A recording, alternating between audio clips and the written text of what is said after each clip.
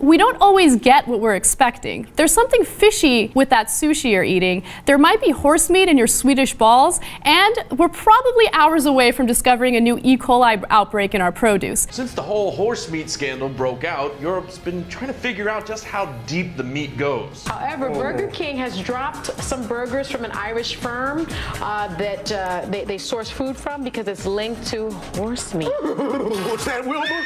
Ouch! A total of 27 burger products were analyzed. 10 of them contain traces of horse DNA. Do we really care about what's going on with our food? Like, why is it that every year there seems to be a big news story, but every year we're totally okay with cutting funding for the FDA?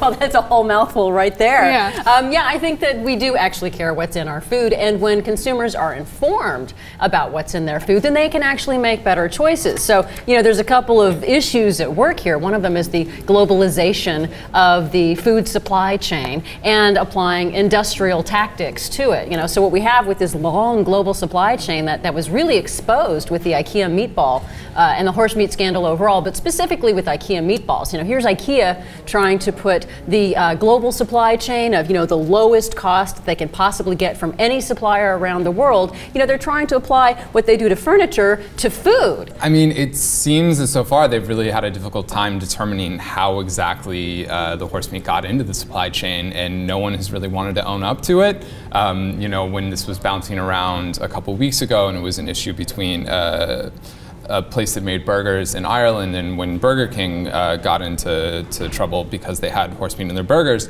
in the UK, not in the United States, you know, they bounced it back to somewhere in Eastern Europe. I believe it was in Poland, and then the Poles were like, no, we tested, we don't have any horse meat in the product here. So it's very difficult to determine where it's coming from and how it kind of entered the system. James, what are your thoughts on this, especially the FDA angle of it? Because, you know, when it comes to the food here in the United States, a lot of times the FDA allows the food industry to self-regulate. Does that make sense?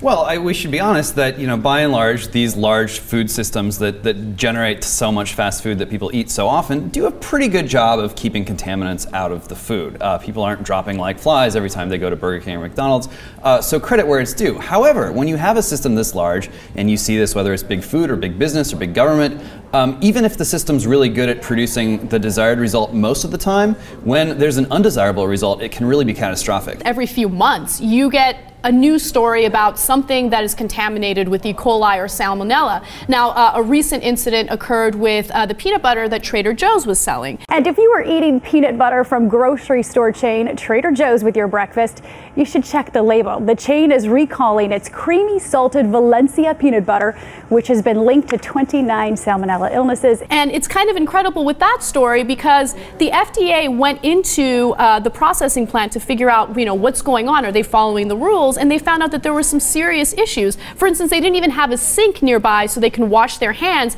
as they're handling the peanuts. You know, I know that there are a lot of people who say you shouldn't have more government regulation, but unfortunately, you know, we're not talking about just massive scattershot government regulation. We're talking about, you know, targeted, specific, scientifically based government regulation, and especially enforcement. You know, when we have massive budget cuts and calls for massive budget cuts on the one hand, you know, what happens is that comes out of the personnel. We have fewer inspectors who are spread thin over a greater number of manufacturers. You know, France is always the country that we think of as like the French eat horse. You know, my grandfather had a story from World War II that he was stationed there and they went to some bistro and they had steak and they were all stoked because they had no food, and they eat the steak and they drink some wine and they find out they were horse steaks and they were mortified.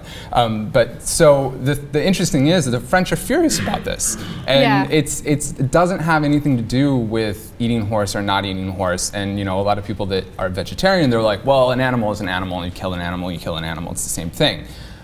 But it's not about that. It's about the deception, being down misled. The supply chain. Absolutely. When we talk about the corporations trying to speed up the process of delivering food, well, what are they responding to? They're responding to a market demand where people want to speed up the process where they get the food and eat it and can move on to whatever they're doing with their day.